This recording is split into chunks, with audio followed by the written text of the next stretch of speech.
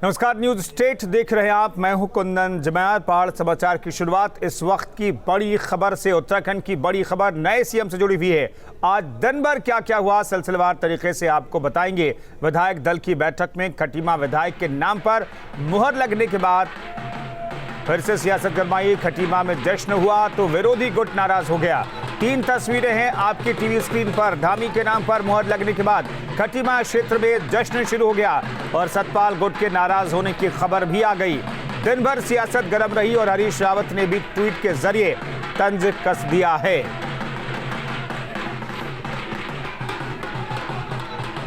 तो विधायक दल की बैठक में हरीश धामी के नाम पर मुहर लगी।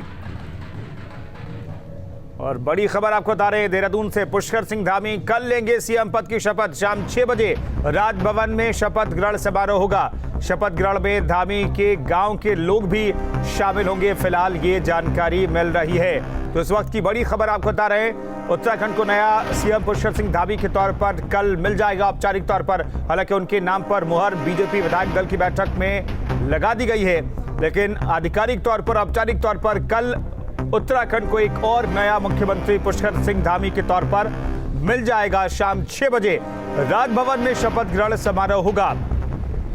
शपथ ग्रहण में धामी के गांव के लोग भी शामिल होंगे। तो इस वक्त की बड़ी खबर आपको बता रहे हैं। न्यूज स्टेट लगातार उत्तराखंड में सियासी हलचल पर नजर बनाए हुए है और सटीक जानकारी आपको दे रहा है।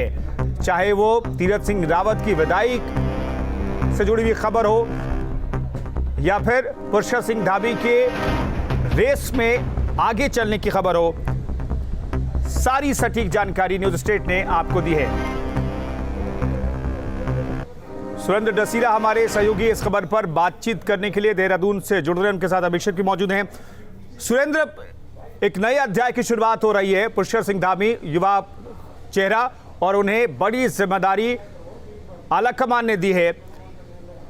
क्या सोच करके आलाकमान ने पुष्कर सिंह धामी का चयन किया होगा? हालांकि दिखाने के लिए औपचारिक तौर पर डेकोरम पूरा करने के लिए विधायक दल की बैठक में फैसला लिया गया, लेकिन इन सब के बीच क्या आलाकमान के जहन में चल रहा होगा?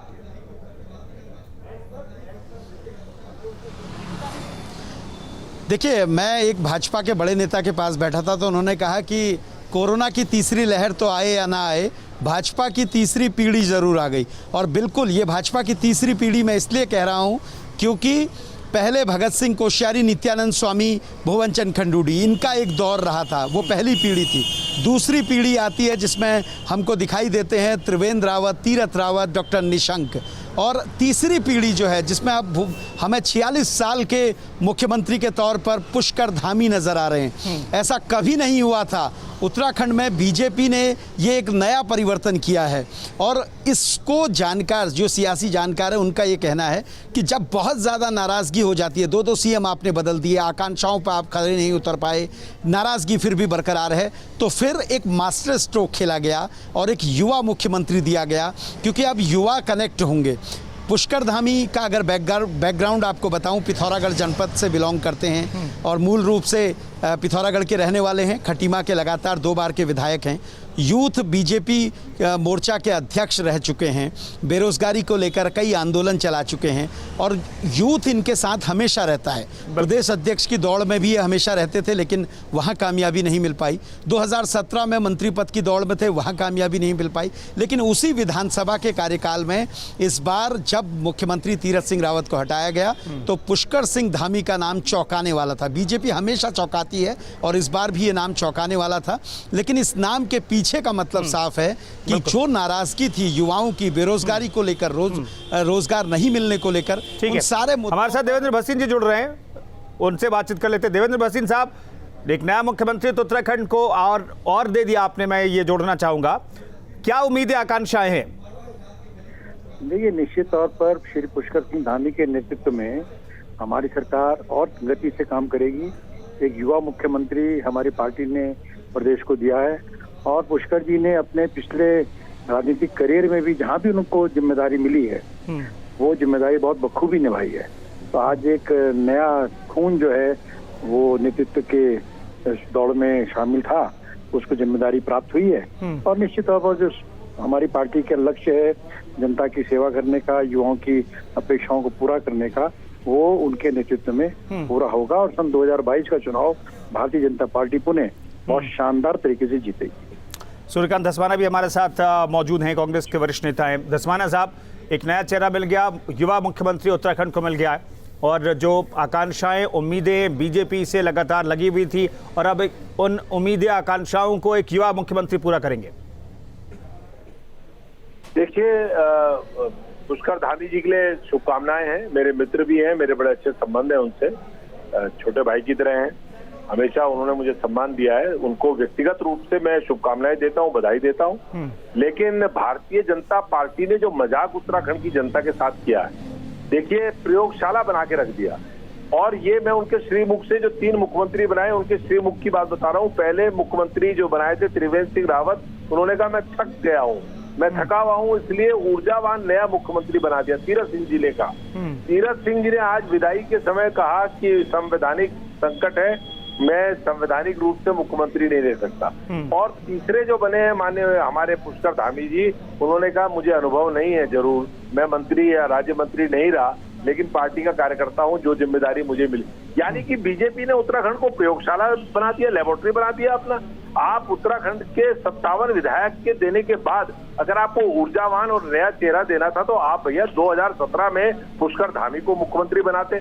आप पांच महीना विदाई का रह गया, आपकी गुड बाय कहने का रह गया, और 5 महीने में 1 महीना चला जाएगा चुनाव आचार संहिता में। 4 महीने में उस नौजवान को आपने जिम्मेदारी दे दी कि राज्य में बेरोजगारी दर में उत्तराखंड सबसे पहले पायदान में है। धस्माना साहब, हरीश रावत जैसा मजा हुआ, धस्माना साहब हरीश रावत जैसा मजा हुआ राजनीतिक भी हमने देखा मुख्यमंत्री के तौर पर, लेकिन वो 2 जगह से चुनाव हार गए।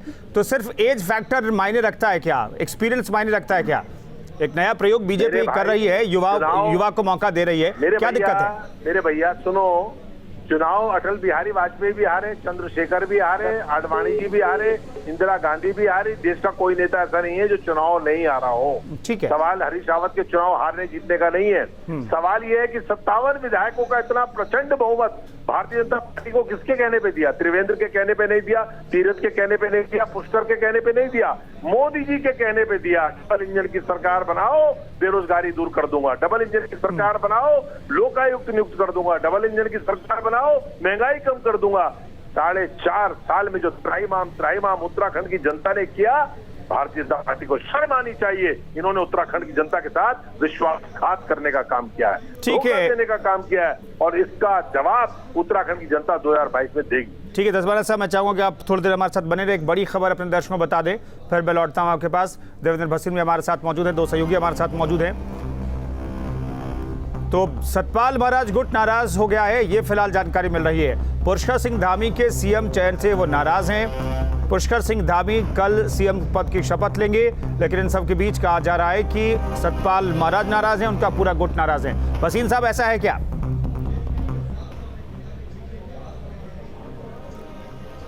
देवेंद्र भसीन साहब, ऐसा है क्या?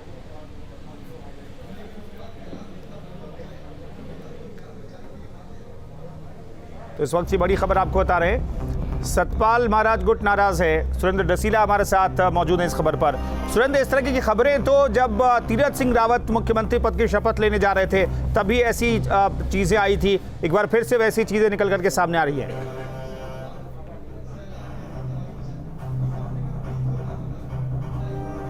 इतनी ये खबरें नहीं आई थी, लेकिन जब त्रिवेंद्र सीएम बने थे तब सतपाल महाराज की नाराज़गी आई थी और उन्होंने सीधे तौर पे कह दिया था कि वो कोई पद नहीं लेंगे, लेकिन बाद में मंत्री पद की शपथ लेने वो पहुंचे थे। सूत्र हमारे बता रहे हैं, जो इंटेलिजेंस के हमारे सूत्र हैं वो ये बता रहे हैं कि जब वहाँ से सतपाल महाराज निकले थे, एक तो हमने बात करने की कोशिश की थी, उन्होंने बात नहीं की थी और वो नाराज़ होकर निकले थे। उनके बॉडी लैंग्वेज देखकर ये चीज़ें पता चल रही थी। लेकिन अभी भी बता रहे हैं कि वो नाराज़ हैं और ये भी कहा जा रहा है कि कल के शपथ ग्रहण में शामिल होंगे नहीं होंगे, इसको लेकर कयास है। हालांकि भाजपा संगठन के लोग अब उनसे बात करने की कोशिश कर रहे हैं, उनको मनाने की कोशिश चल रही है। देवेंद्र भसीन जी हमारे साथ मौजूद हैं। नहीं, देवेंद्र भसीन साहब, सतपाल महाराज नाराज है क्या?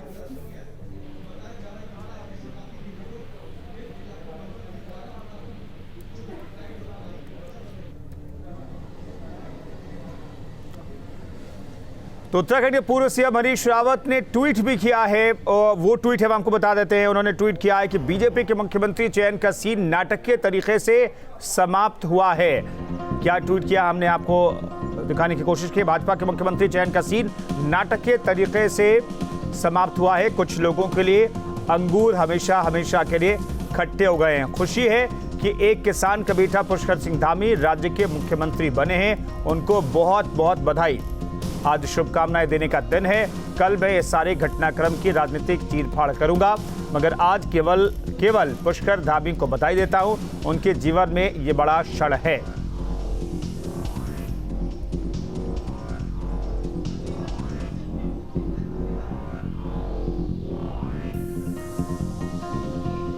अभिषेक हमारे साथ मौजूद हैं। अभिषेक, ये किन लोगों का जिक्र हो रहा है? कुछ लोगों का जिक्र कर रहे हैं हरीश रावत कि कुछ लोगों के लिए अंगूर हमेशा हमेशा खट्टे हैं। सतपाल महाराज की तरफ इशारा तो नहीं है? देखिए, हरीश रावत का जो इशारा है ना, वो इशारा जो कांग्रेसी भाजपा में चले गए उनकी तरफ भी है ये निशाना। सतपाल महाराज तो हैं ही, वो भी कांग्रेस में थे, केंद्र में मंत्री भी रहे, और जितने लाइन में थे, धन सिंह रावत हो या कोई भी रावत हो, जब तीरथ सिंह रावत बने, त्रिवेंद्र हटे, तब भी कई नाम चले थे।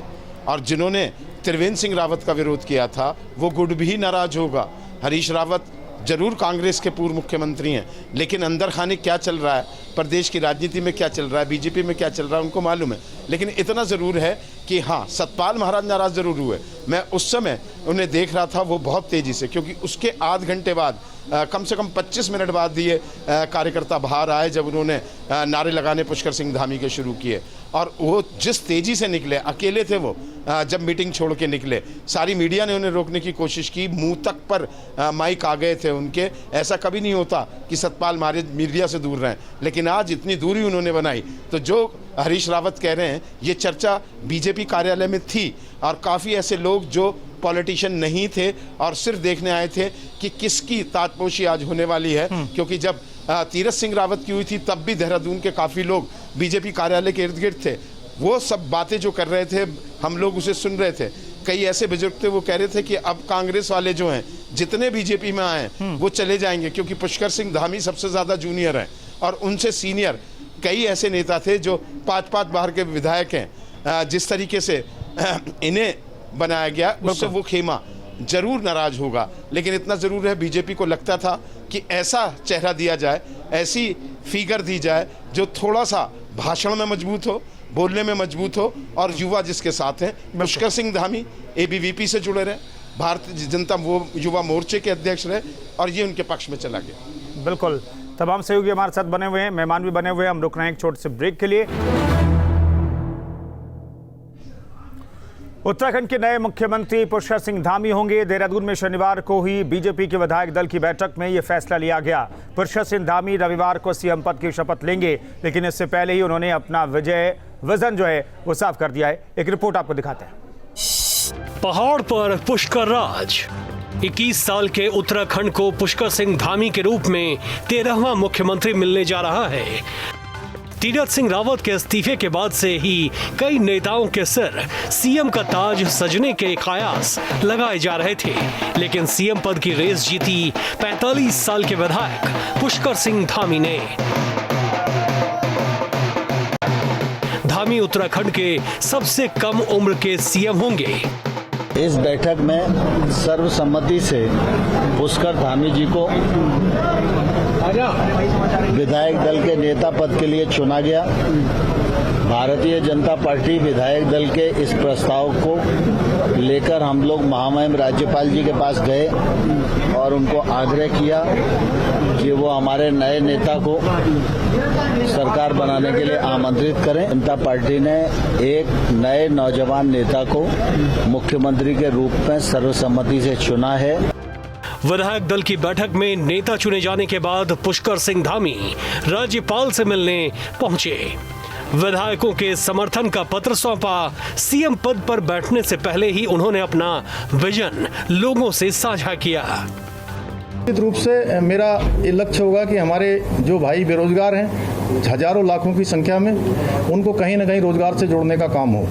और जो उसके लिए मैं युवा मोर्चा का प्रदेश अध्यक्ष रहते हुए लगातार उसके लिए मैंने, चाहे वो विधानसभा का घेराव हो, चाहे हमारे रुद्रपुर में सिटकुल का घेराव हो, ऐसे बहुत सारे कार्यक्रम हम लोगों ने जो है स्थानीय जो हमारे यहाँ के उद्योग हैं उन उद्योगों में रोजगार मिले, सरकारी नौकरियों में उनको रोजगार मिले, उसके लिए लगातार आंदोलन किया।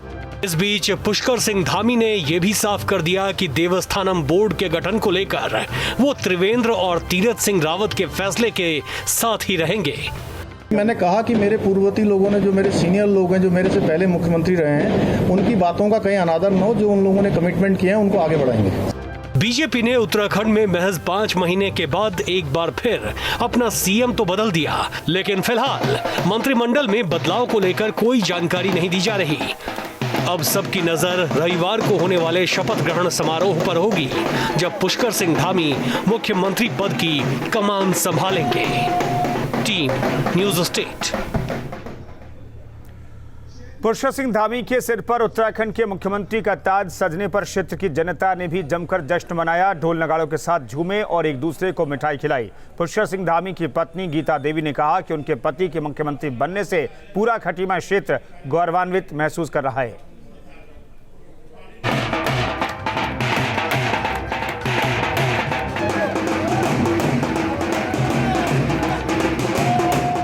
जश्न की ये तस्वीरें खटीमा की है। जैसे ही पुष्कर सिंह धामी को मुख्यमंत्री बनाए जाने का ऐलान हुआ, उनके इलाके के लोग खुशी से झूम उठे।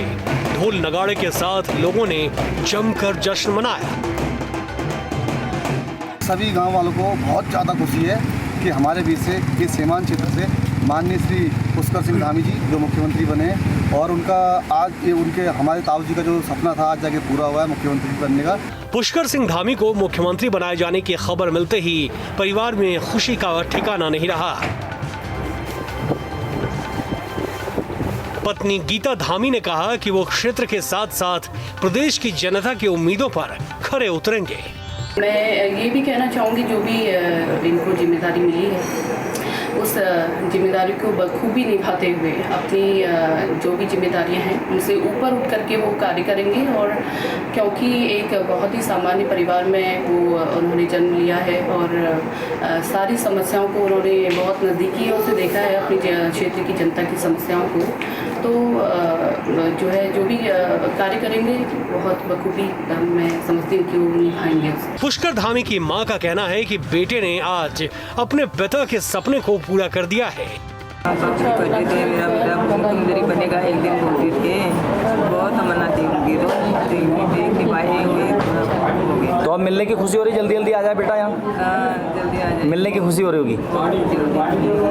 पुष्कर सिंह धामी के सिर पर मुख्यमंत्री का ताज सजने से उनके क्षेत्र के लोग बेहद खुश हैं।